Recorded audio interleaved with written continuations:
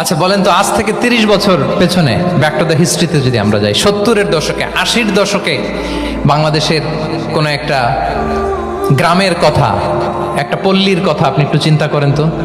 রাত ৮টার দিকে, ৯টার দিকে আপনি ওই গ্রামের কাউকে খুঁজে পাবেন? ৭০-এর দশকে, ৮০-র দশকে একটা গ্রামের, একটা গ্রামীণ একটা পরিবেশের কথা যদি চিন্তা করেন, রাত ৮টায় সবার কি অবস্থা বলেন তো? আপনি তো ঘুম খুঁজে পান না, আপনার তো ইনসমনিয়া। আমাদের এখন ট্যাবলেট খাওয়া লাগে না ঘুমের জন্য? আমাদের তো ইনসমনিয়া হয়ে গেছে এখন। কিন্তু আজ থেকে বেশি দূরে না, ৩০ বছর আগের একটা গ্রামীণ পরিবেশের রাত ৮টার পরিবেশ হচ্ছে সবাই ঘুম। আমরা তারও ২ বা ৩ ঘন্টা পরে ডিনার করব, কিন্তু ওনাদের মাগরিবের আগে বা পরে ডিনার করে ফেলছে। এশার নামাজ পড়েই কি একজন দুইজন না, পুরো গ্রাম জামাতে ঘুম। পুরো গ্রাম জামাতের সাথে ঘুম। তো যে লোকটা ৮টার দিকে ঘুমালো, উঠবে কখন বলেন? রাত ৩টার পর ওর ঘুম আসবে? আর হ্যাঁ, ঘুমেরও তো একটা লজ্জা শরমের ব্যাপার আছে। আর কত থাকবে এখানে, কি বলেন? আপনি তো ঘুমাতে যান রাত ২টায়, আর আজ থেকে ৩০ বছর আগে আমার বাংলাদেশের একটা গ্রামীণ পরিবেশে রাত ৮টার দিকে সবাই ঘুম। আমরা এখন যেই টাইমটাতে ঘুমোতে যাই, ওই সময় ওনাদের অর্ধেক ঘুম শেষ।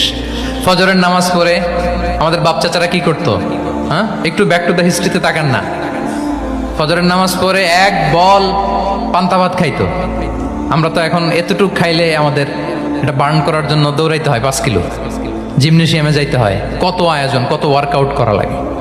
এক বল কাঁচামরিচ দিয়ে, পোড়ামরিচ দিয়ে ভাত খেয়ে চলে যাইতো ফসল খেতে। দুপুরে আবার এক বল, খাইতে বসলেই এক বল। আমরা সারা মাসে খেতে পারি না এক বল। আচ্ছা, কি খেত? খাওয়ার আইটেমটা দেখেন তো। কোনো ফরমালিন আছে? কথা বলেন। কোনো মেডিসিন ছিল না, একেবারে ফ্রেশ, হ্যাঁ, পিওর অর্গানিক। নিজেদের মাঠ থেকে আনা যে ধান, ঢেকি ছাটার ধান দিয়ে ভাত খেত। বাড়ির পুকুরের মাছ, কোনো ফরমালিন নাই। নিজের চাষ করা সবজি খেত, গোয়ালের দুধ খেত।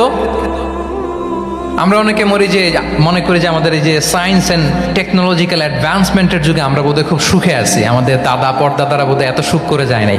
ওনারা যে সুখ করে গেছে তা আমরা চোখেও দেখি নাই।